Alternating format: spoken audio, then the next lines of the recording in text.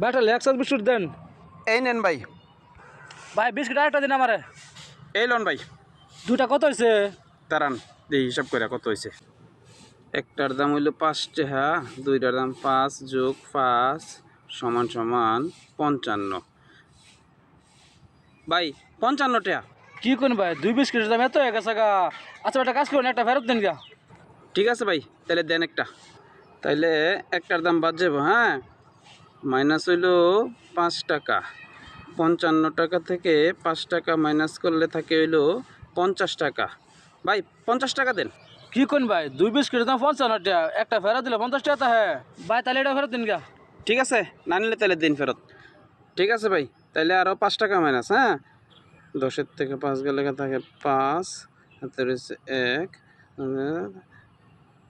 ভাই আরও 45 টাকা দেন। এই মিয়া, দুই বিস্কুটের দাম 55 টাকা।